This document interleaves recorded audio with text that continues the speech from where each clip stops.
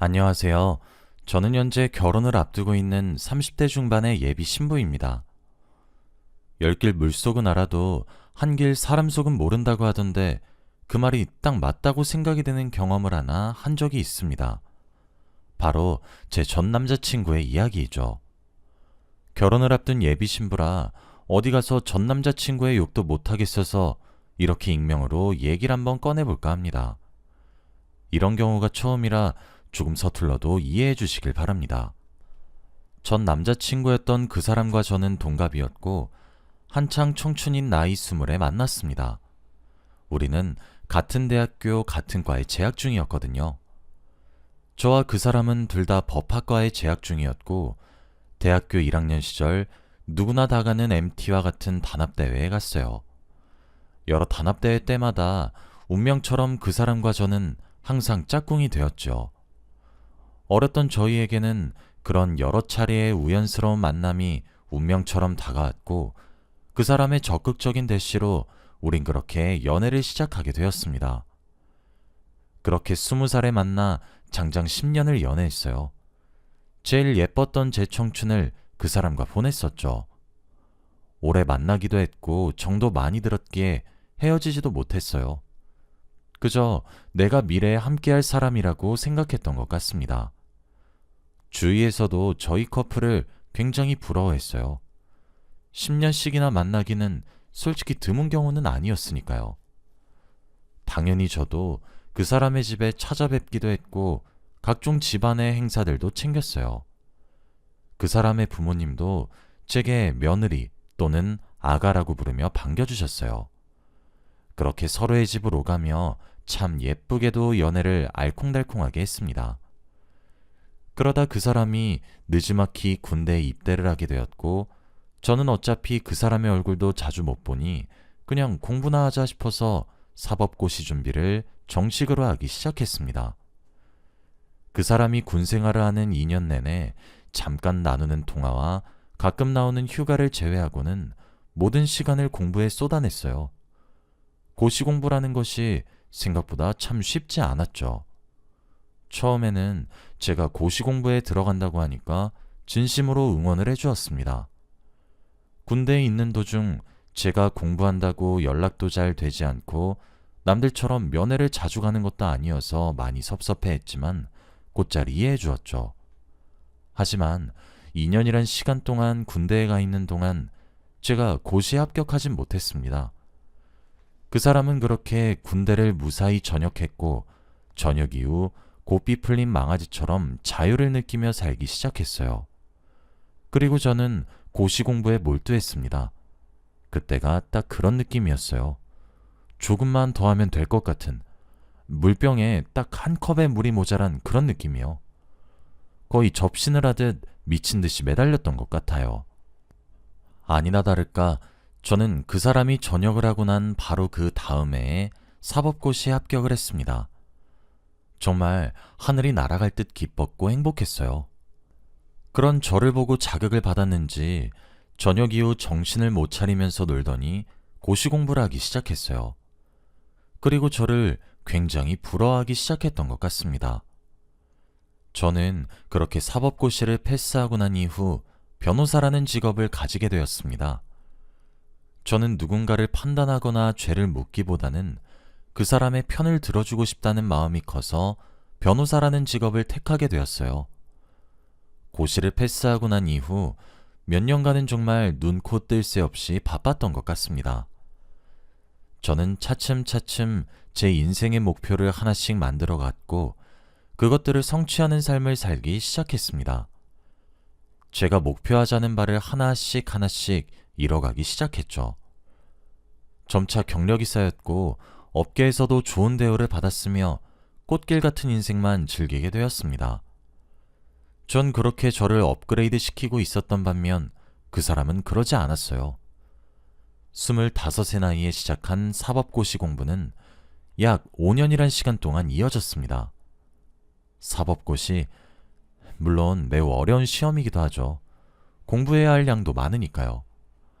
하지만 곁에서 그 사람을 보고 있자면 참 갑갑할 때가 많았습니다. 원래 천성이 낙천적이고 진득하지 못한 편이긴 했어요. 사람들을 좋아하고 술과 담배도 즐겨 했어요. 항상 주위에 사람들이 끊이질 않고 주목을 받는 그런 남자이긴 했습니다. 어떤 모임에서든 주인공이 되는 그런 사람이었어요. 그래서 그런지 고시공부 하나에만 죽자 사자 매달려도 겨우겨우 붙을까 말까 하는데 5년간의 고시촌 생활 속에서도 남자친구는 정신을 차리기는커녕 더욱 고삐가 풀려갔죠. 고시공부를 하러 들어간 그 와중에도 그곳에서 스터디 모임이란 걸 하나 만들어서는 그 사람들과 공부하다 스트레스를 받았다며 술을 마시러 놀러 다녔고, 술을 마셨으니 당구도 빠질 수 없다며 늦은 새벽까지 놀기 시작했어요. 충명했던 20살의 모습은 어디 가고 나태해졌고 게을러진 모습만 남아있었죠. 그러는 와중에도 오랜 시간 동안 만난 탓인지 제게 당연하다는 듯 뒷바라지를 요구하기도 했습니다. 그리고 저는 아주 멍청하게도 그깟 정이 대체 뭐길래 5년이란 시간 동안 또 질질 끌려다니며 해줄 건 다 해줬어요. 그러다 제 나이 30을 앞둔 어느 날이었습니다. 저희가 만난 지 10년째가 되는 기념일이었죠. 제가 전문직에 종사하다 보니까 재정적인 어려움이 크게 오진 않았습니다. 그래서 그때도 제 돈으로 그 사람과 여행을 떠났던 것 같아요. 기념일에 기분 좋고 오붓하게 즐기자고 온 여행에서 하루 종일 힘들다 귀찮다 거리며 징징거리는 것도 모자라 입이 오리주둥이처럼 대빨 튀어나와 궁시렁거리는 그 사람을 보고 있으니 저도 사람인지라 화가 났고 짜증이 났어요. 여름이라 더운 것이겠지 하며 돌을 닦는 심정으로 아기를 어르고 달래듯 그렇게 그 사람을 달랬죠. 그날 저녁 바다를 보며 호텔 룸서비스로 시킨 와인을 마시며 시간을 보냈죠. 그런데 그 사람이 제게 결혼하자고 얘기를 꺼내더군요. 샤워를 해서 머리도 제대로 말리지 못한 몰골로 호텔 가운만 입은 그 차림새로 말이에요. 꽃다발도 반지도 없이 마트에서 이거 사자 하며 성의 없이 물건을 카트에 툭 던지듯 그렇게 말이에요. 분위기도 감동도 그 무엇도 준비되지 않은 그곳에서 전 최악의 프로포즈를 받았습니다. 그 사람의 집은 저희 집처럼 여유가 있지도 않았고 당장 그 사람도 말이 좋아 고시생이지 백수와 다름없으니 저도 많은 것을 크게 바라지도 않았습니다. 그런데 성의 없는 태도로 작은 꽃다발 하나 없이 결혼하자는 그 사람을 보고 있으니 정신이 차려지더군요. 돈이야 있다가도 없고 없다가도 있는 것이기도 하고 있는 사람이 더 부담하는 것이 맞으니 그 부분이 불만이란 생각은 없었습니다. 그런데 저도 인간이긴 해서 머릿속으로 샘을하게 되더군요. 당장 이 여행이 입고 온 그 사람의 옷, 신발, 액세서리 전부 제 돈으로 선물해 준 거였고 저희가 시간을 보내고 있는 이 호텔도 낮에 즐겼던 투어도 어느 것 하나 그 사람의 지갑에서 나온 것이 없더군요. 그러면서 머리를 말리면서 우물거리듯 내뱉는 말이 나 그냥 너랑 결혼하고 집에서 살림이나 살까 해. 고시공부는 나랑 안 맞는 것 같아. 너무 어렵네. 지치기도 하고 그렇거든. 이 한마디였습니다. 기가 차서 아무 말도 못하고 있는 저를 보고 그 사람은 제가 너무 놀라서 할 말을 잃었다고 생각했는지 뭐야 우리 자기 놀랐어? 라고 말을 하는데 그때 제 눈앞에 미래가 펼쳐지더라고요. 사실 지금 시댁이라 생각했기 때문에 그 사람의 부모님께 해다 바친 돈만 해도 당시 5천은 좋게 되었어요. 지금 생각해보면 그 사람의 부모님들도 제게 참 경우가 없죠. 아들내미의 여자친구인데 돈을 빌려달라고 하질 않나? 이거 사달라 저거 사달라 떼를 쓰질 않나? 명절이니 재산이 뭐니 하면서 결혼도 하지 않은 저를 갖다 불러내서 허드렛 일을 시키지를 않나? 그 철면피가 그대로 유전이라도 된 것인지 그 사람이 그들과 닮은 얼굴로 닮은 목소리로 제게 결혼을 하자며 논하기 시작하는데 어이가 없더라고요. 무슨 돈으로 결혼을 하자는 거야? 라는 제 말에 그 사람의 대답은 가관이었어요. 무슨 돈이 필요해? 그냥 자기가 살고 있는 집에 내 몸만 가면 되지 않아? 집도 있겠다, 차도 있겠다. 자기가 원래 쓰고 있던 가구도 사실 다 비싸고 좋은 것들이니까 새로 살 필요도 없고, 라고 하더라고요. 돈이 없어 가난한 사람이 남자친구라면 전 괜찮아요. 제가 돈을 많이 벌면 되니까요. 일을 그만두고 집에서 살림을 보고 제게 가장의 역할을 맡기고 싶다고 해도 전 괜찮아요. 제가 그럴 만한 여유를 부릴 수 있기도 하고 가지고 있기도 하니까요. 그런데 그 사람의 태도에서 용서되지 않는 한 가지가 있었죠. 염치 없는 바로 그 태도 말이에요.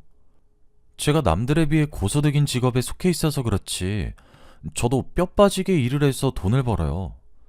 그렇게 열심히 번 돈, 그동안 제 연인이어서 제 연인의 부모였기 때문에 뒷바라지를 했던 거였고 실제로 하나도 아깝지 않았습니다.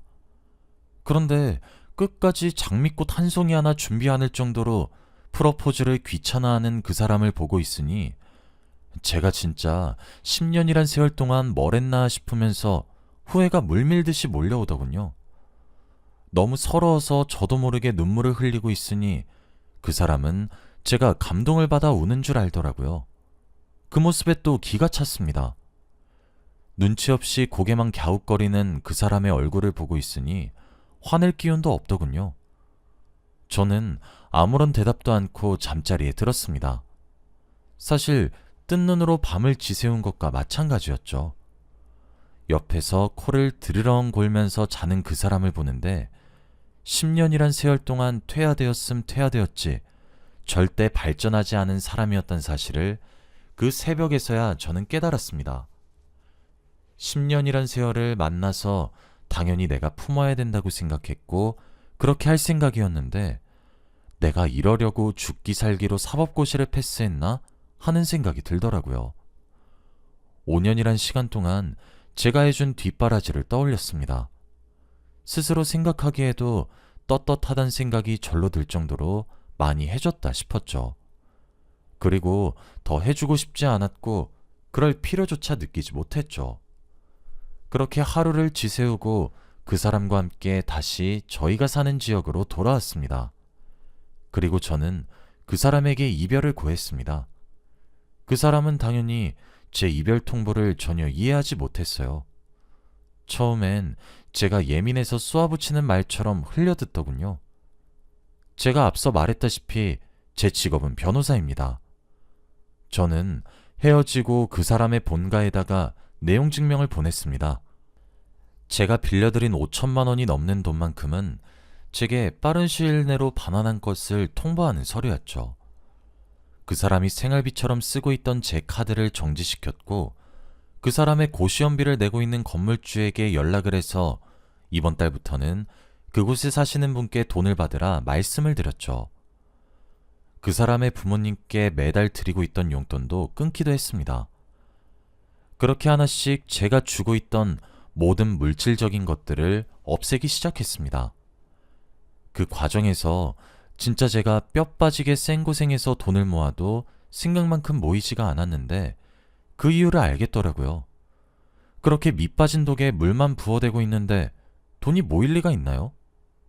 어찌되었든 이제껏 그 사람을 사랑했기에 그 시간 동안 쏟아부었던 돈까지 받고 싶진 않았습니다.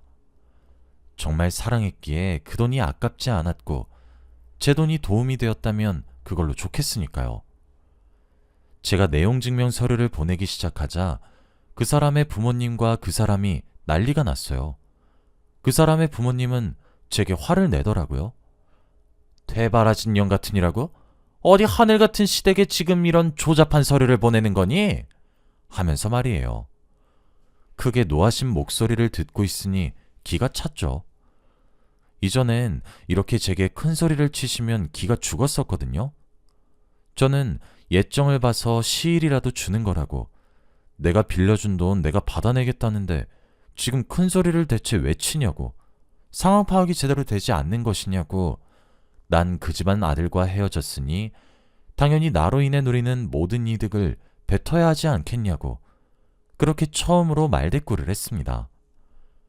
처음엔 제게 인연 전연, 세상에 있는 모든 년들을 찾을 기세로 몰아붙이기 시작하더니 그것도 얼마 지나지 않아 저를 살살 달래기 시작하시더군요. 그 사람도 제게 찰거머리 마냥 찰싹 붙어서 떨어지지 않으려고 했고 늘어지려고 수를 쓰기 시작했죠. 10년 전처럼 꽃을 사오기도 했고 제게 손편지를 적어 보내기도 하더라고요. 하긴 그것밖에 할 줄 몰랐던 거겠죠. 그런데 오히려 저는 그런 것들을 받으면 받을수록 정이 더 떨어졌어요. 그때 알겠더라고요. 이 사람은 할 줄 몰랐던 게 아니라 귀찮고 손이 많이 가서 하기 싫었던 거란 사실을 말이에요. 오히려 제게 매달리면 매달릴수록 저는 그 사람에게 한 톨의 미련의 감정조차 남지 않게 되었습니다.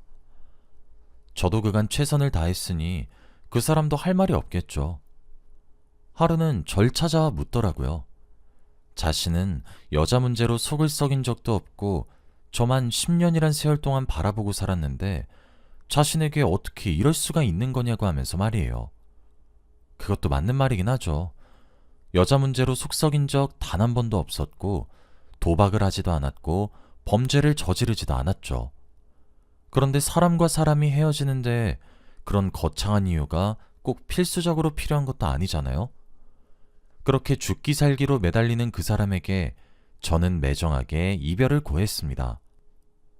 5년이란 시간 동안 바른 방향으로 틀기를 쪼우지도 않은 채 묵묵히 기다렸고 지연했다고 하지만 총기 어렸던 옛날 모습은 어디 가고 이제 온 가족이 모여서 내 등골에 빨대를 어떻게 꽂아야 잘 꽂는지 고민만 하는 꼴을 보고 내가 대체 왜 당신이란 사람을 만나야 되는지 모르겠다고 가난도 이해했고 게으름도 납득했지만 적어도 사람이라면 염치는 있어야 하는 것이 아니냐고 말이에요. 10년. 긴 세월 동안 만난 한 사람과의 관계를 정리하는데 저도 참 많이 씁쓸했습니다. 겹치는 지인들도 많고 제 청춘 시절을 그 사람과 함께 했던 것은 틀린 말이 아니니까요. 그렇게 그 사람과 겨우겨우 이별을 한 이후로 새로운 사람을 만나게 되었습니다. 그리고 그 사람이 지금 제 예비 신랑이죠. 제가 지금은 제 이름으로 된 변호사 사무실을 차렸지만 처음엔 저도 어느 로펌에 취직을 했었어요. 제 사무실을 열기 위해 미천을 모아야 했거든요. 그때 그 대형 로펌에서 만난 사람이에요. 제게 일적으로든 사적으로든 참 좋은 영향만 주던 사람이었죠. 당연히 제 연애사도 잘 알고 있고 말이에요. 제가 길었던 연애를 종료하고 많이 힘들고 지쳤을 때도 제 걱정만 해줄 정도로 마음도 참 따뜻한 사람이죠. 제가 부담을 느낄까 싶어서 아주 조심스럽게 제게 다가와 주었어요. 일적으로만 도움받던 사이에서 사적인 일까지 참 많은 위로를 받다 보니 저도 지금 제 예비 신랑에게 호감을 느끼게 되기도 했고 그렇게 저와의 관계가 천천히 발전되어 갔습니다. 예비 신랑과 정식 교제를 하던 그날 우린 호텔 라운지에서 스테이크를 썰었어요. 저희가 연인이 된 첫날을 기념하면서 말이에요. 헤어진 그 사람과는 김밥 천국에 들어가서 돈가스나 썰어본 것이 다였는데 지금 예비 신랑을 만나니 제가 받는 대접이 달라지더군요. 그 사람과 비교될 수밖에 없었던 것이 예비 신랑도 그리고 그의 부모님도 참 경우 있으신 분이셨고 예의도 바르셨죠. 그렇게 약 1년이란 시간 만에 저희는 정식으로 교제를 시작했고 그 이후 2년 정도를 더 만났습니다. 그리고 2달 정도 뒤 저는 제 예비 신랑과의 결혼이 예정되어 있었습니다. 하루는 예비 신랑에게 내가 10년이란 시간 동안 교제한 사람이 있다는 사실이 거북하지 않느냐 물었었는데 오히려 그렇게 진득한 모습이 매력으로 다가온다고 예쁘게 말해주더군요. 여전히 헤어진 그 사람에게는 구질구질한 연락이 종종 오곤 합니다. 제 결혼 소식도 대체 어떻게 알아낸 것인지 며칠 전에 술에 취해 전화도 걸려왔더군요. 제가 그 사람의 인생을 망치는 것은 아닌가 하는 생각도 요샌 들곤 합니다. 제가 오히려 부족함 없는 생활을 지속할 수 있게 해줘서 버릇이 잘못 들여진 것은 아닌가 싶거든요. 자기 팔자는 자기가 만든다고 하더니 전 앞으로 김밥 천국에서 돈가스를 썰기보다는 가끔 호텔 라운지에 가서 스테이크를 썰고 와인을 마시는 팔자가 될 것 같습니다. 돈은 많이 벌었지만 여유롭다는 생각은 단 한 번도 해본 적이 없었는데 지금 신랑을 만나고 항상 하게 되는 생각인 것 같아요. 저를 이해해주는 사람을 만나니 이렇게 세상이 행복합니다. 사실 주변에서 오랜 기간 동안 연애하고 헤어진 뒤 다른 사람과 짧게 만나고 결혼하는 것이 이해가 가지 않았어요. 그런데 막상 그 상황을 경험해 보니 인연이라는 건 따로 있는 것은 아니었나 하는 생각이 드네요. 지금은 좋은 인연 만나서 다행이라는 생각뿐이에요.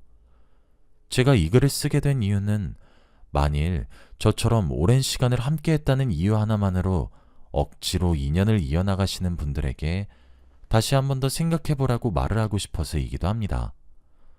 물론 정든 사람을 떼어내는 일은 어렵긴 합니다. 하지만 정이란 이유 하나만으로 본인의 인생을 낭비하기엔 자신의 인생의 가치가 고작 그 정도밖에 되지 않는 건가 하는 생각을 해보셨으면 해요. 저도 헤어짐을 겪고 난 이후 제게 쏟아질 시선들이 참 무서웠었어요. 오랜 기간을 만나서 그런지 아는 사람들도 참 많았으니까요. 그런데 막상 헤어지고 나니 세상 사람들이 제게 그렇게 큰 관심을 기울이며 살진 않더라고요. 오히려 잘했다 칭찬해주는 사람들도 많았죠. 세상의 반이 남자라는 말이 있잖아요. 살다 보면 더 좋은 인연도 생길 수 있으니 저처럼 남한테 끌려다니면서 살지 않으셨으면 합니다. 여기까지가 제 이야기였습니다. 들어주신 여러분들께 모두 감사하다는 말씀 전해드리면서 사연을 마치도록 하겠습니다. 긴 사연 들어주셔서 감사합니다.